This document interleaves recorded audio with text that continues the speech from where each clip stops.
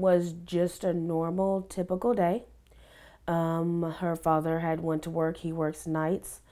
She lives with us. Her and her two kids, Gracie and TJ, they live with us.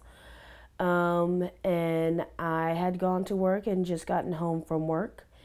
And I had probably been home from work about maybe 30 to 45 minutes. And her twin brother, Patrick, runs in the door. Usually he'll knock before he comes in, even though he has a key to our house, but usually he'll knock. But he didn't this time. He just ran in the door. He's like, Mama, Daddy. And we're like, what? What happened? He was like, Trisha just got shot. And I'm like, what? At first I thought I didn't hear him right. He's like, no, her friend just told me Trisha just got shot. And I'm like, and I just fell to the floor. Just immediately, my mind went blank and I just fell to the floor. And my husband had this like look on his face that I've never seen before. I'm like, okay, what happened? Where is she? Do you know where she's at? What hospital she's at? So I just started immediately getting on the phone, calling hospitals, ETMC, UT. They would not give me any information. I told them I'm Tracy Sampey. I'm her mom, Patricia Tave. I was told she was just shot, that she was brought to the hospital in critical condition. And they would not give me any information about her. And I later found out that was due to the fact that because he had not been caught yet, they pretty much had the hospital she was at on lockdown, and they were told not to give out any information about her to anybody. And so I actually had to call the police department to find out where she was at once they were able to verify that I was who I was. And once we found that out, we went to the hospital. It was probably, we went to the emergency room. We had to wait in the emergency room for about 4-5 hours. Me, her father, her brothers, her grandparents, before we were able to find out any information about her.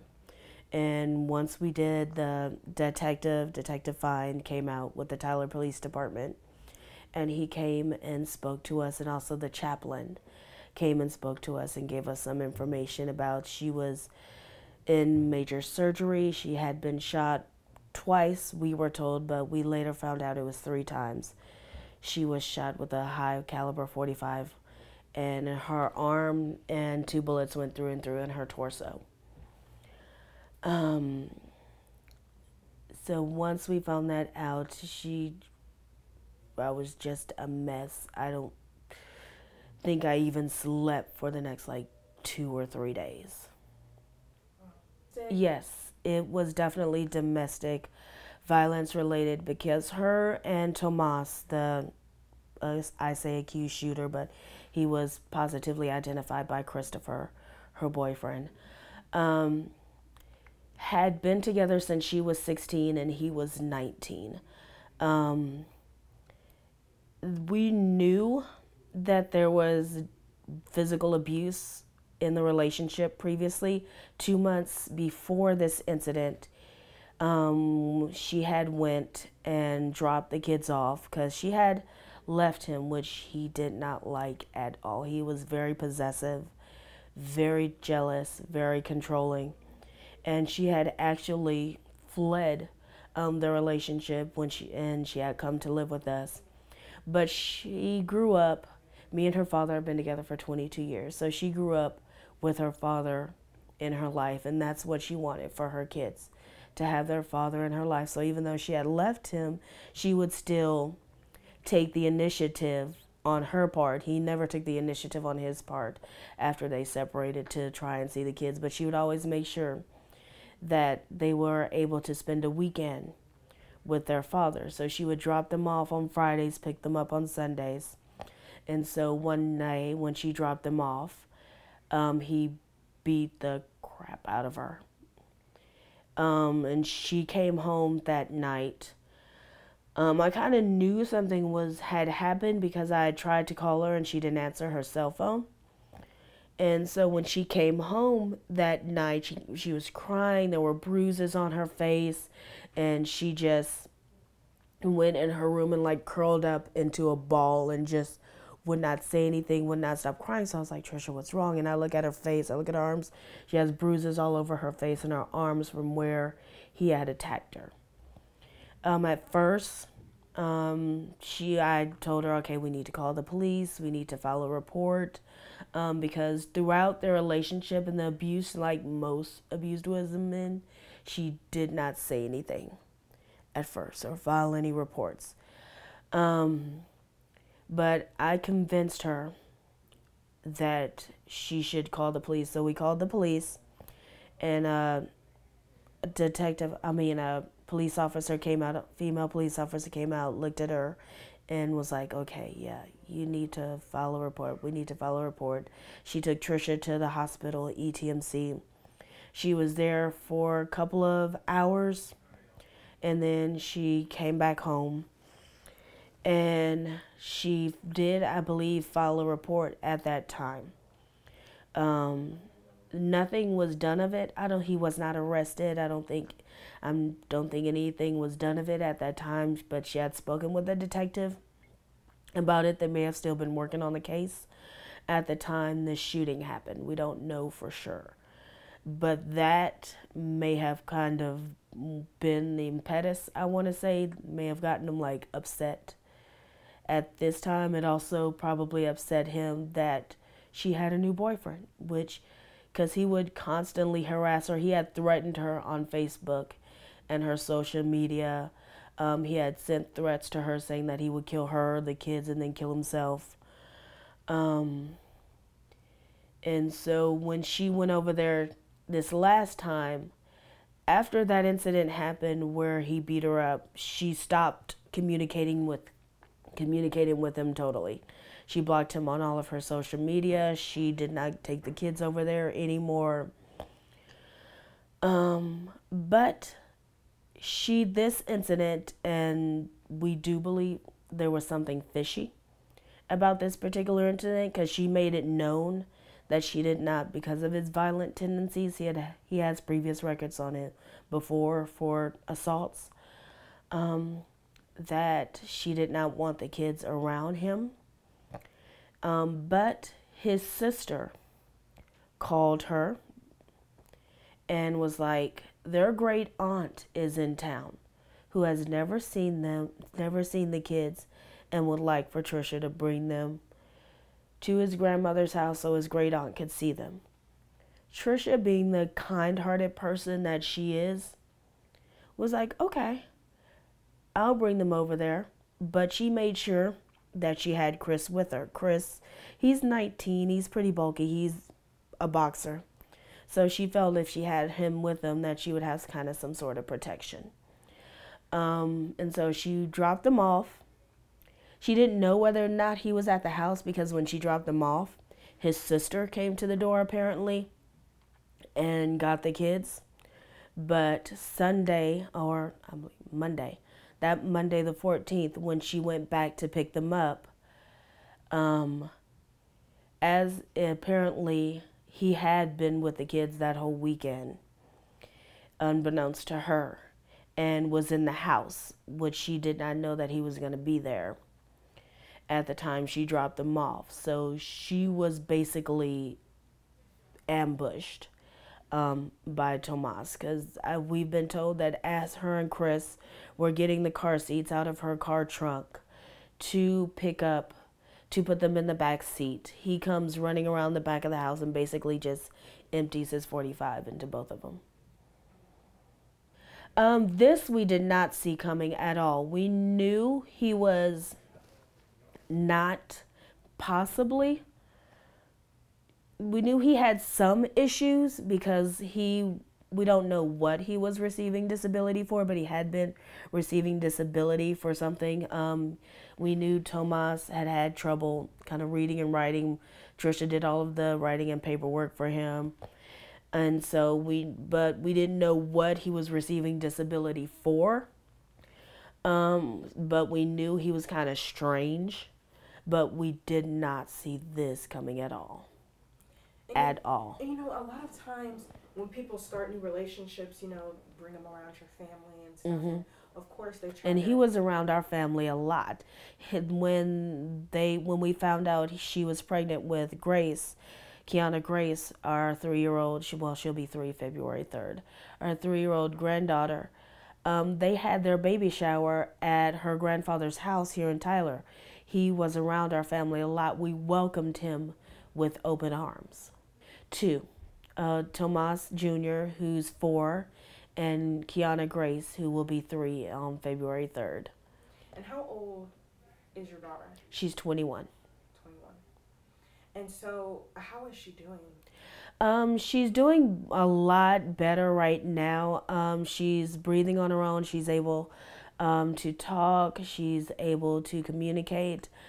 She still has months and possibly years of physical therapy, mental therapy to go through. She's suffering from a lot of high blood pressure. We've been told by the doctors that she suffered a lot of internal bleeding, and there was a lot of damage that was done to her small and large intestine. She had to have part of her colon removed, part of her large and small intestine removed, and part of her stomach removed due to the damage that was done by the bullets. And so they said she's going to have probably for the rest of her life issues with possibly digestion, issues with food, just a lot of issues that are associated with that general area. But the main thing that we're worried about is the mental aspects of it, because she's suffering from a lot of flashbacks. The nurses say they notice when she's sleeping, she thrashes around in her sleep a lot. Her heart rate and her blood pressure will just spike. She's having a lot of panic and anxiety attacks and things like that. How are you feeling? I'm better. Once we found out that, okay, she's going to live. Once we found that out, she's going to live. It's going to be a long, hard road, but she's going to live. We're able to kind of like breathe and be like, okay, we need to then do whatever we can to make her heal. And one of the things that she was just she was so upset about is she was 21, but she was working 2 jobs. As a single mother trying to support her kids. She had that car that he stole and he basically trashed it. We just got the car back from the police department a couple of days ago. He completely trashed her car. It's pretty much totaled. I mentioned the car to her in the hospital room, and she started having a panic and anxiety attack about it. She won't ever be able to use that car again, so we're gonna give it back on a dealership. But she was so proud of the fact that she was able to finally, on her own, purchase her own car. And he took that from her.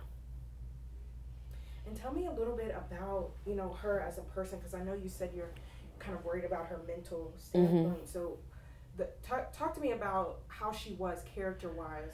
Before this incident happened, Trisha was outgoing, fun, the life of the party. She had lots of girlfriends. She liked to go out. She liked to do what most 21-year-old girls her age do. We used to call her the queen of the mirror selfie, because she would take 1,000,000 selfies in the mirror. Now she doesn't even want to look at herself. And she was just fun and outgoing, smart, a wonderful mom. Most 16-year-olds, and she might have learned from me and her father, because me and her father were young when we had her and her twin brother. We were 17 going on 18 when we had her and her twin brother. So when she found out she was first pregnant, most people would be scared, but she was like, okay, it happened. We're going to deal with it, and okay. We didn't like it. We were disappointed, but we were like, okay, we can deal with this as a family. What we didn't like, because we did not like Tomas from the start. because from the beginning, he would isolate her from us. Because after she met him, she changed. She started becoming more rebellious. There was even she met him during her senior year at Robert E. Lee. There was even she would start skipping school. Before she met him, she was pretty much a straight A student.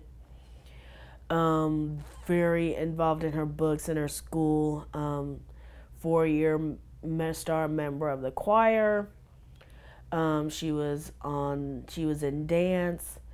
But after she met him, he started isolating her, started picking her up from school unbeknownst to us and letting her skip school.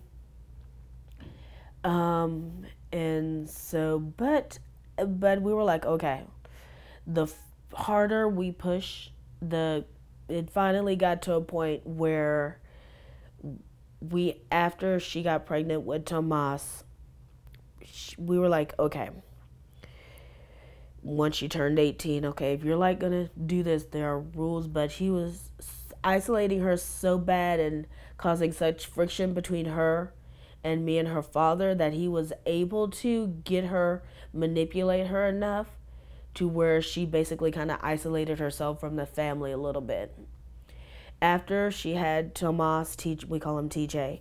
After she had TJ, we were able to build those bridges back, but he would still like isolate her a lot. What was the breaking point for her or for you guys where she was like, I just need to let Tomas go? The breaking point, I believe, came after they had a really, really, I guess, really, really bad fight.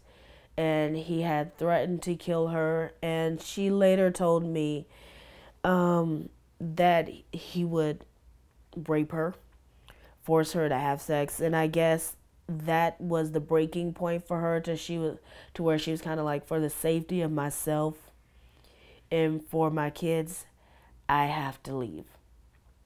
So me and her father went, and while he was at work, we went and picked her up, and she basically left with just their clothes and their shoes and came to live with us.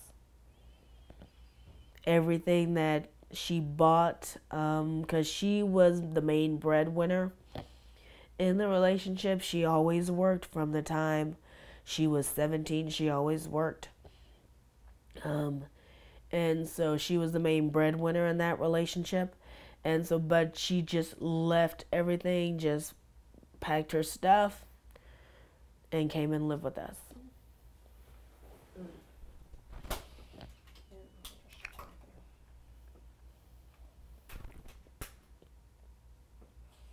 And talk to me a little bit now. How did you feel when they caught him?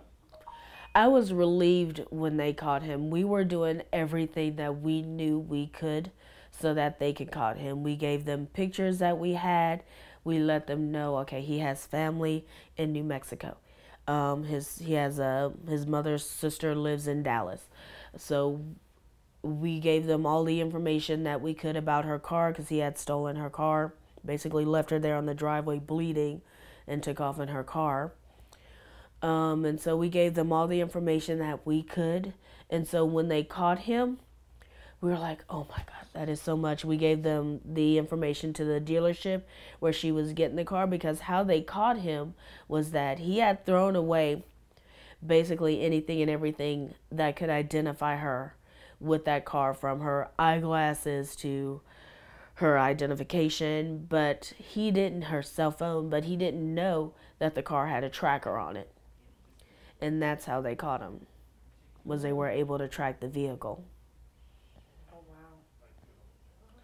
And now that, you guys kind of, she made it through, she's going to live, what do you worry as a mother going forward with her? I worry most, as I said, about her mental aspect of this, because I've never been shot before, but I myself, before I met my husband, was in an abusive relationship, so I know how that can be. And nothing to the extent where she's gone through. But I know kind of how that can be, but I know that she's gonna have a long and hard mental rate she gets from her father. She's real kind of independent. Kind of, I want to do this, I'm gonna do this, I need to do this, I'm gonna push myself. Because before this incident happened, like I said, she was working 2 jobs. And TJ, her 4-year-old son, we have her younger brother, Decory, is 14 and he's autistic. And so we started seeing the same signs in TJ. Her 4-year-old son, he hasn't been diagnosed yet, but we pretty much know, and he's been tested with the school district, that he's on the autism spectrum. And so she was pushing herself to work these 2 jobs. She would go days where she would maybe only get 30 minutes or an hour sleep because she was working at the nursing home during the day, then coming home, dealing with TJ, and then leaving, working at Taco Bell from 8 o'clock at night till about 6, 7 o'clock in the morning, and then just doing it all over again. Before this even, she had been suffering from high blood pressure because she was just pushing herself to do too much because she wanted to do everything she could for these kids. And so that's what I worry about, is her trying to push herself to do too much too fast. How did it feel, as someone who's also been through an abusive relationship, to watch your daughter go through it too? It was hard. It was hard and it was tough. And I would always tell her, I was like, Trisha, you need to leave him. It's only going to get worse.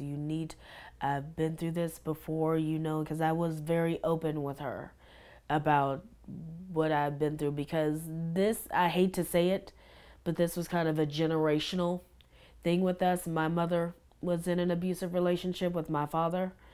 And so I would tell her, Trisha, it's only going to get worse. He has anger issues, this controlling, this jealousness, this possessiveness. It's not going to get better. But Mama, because despite what he did to her, to our knowledge, he was never violent or did anything to the kids.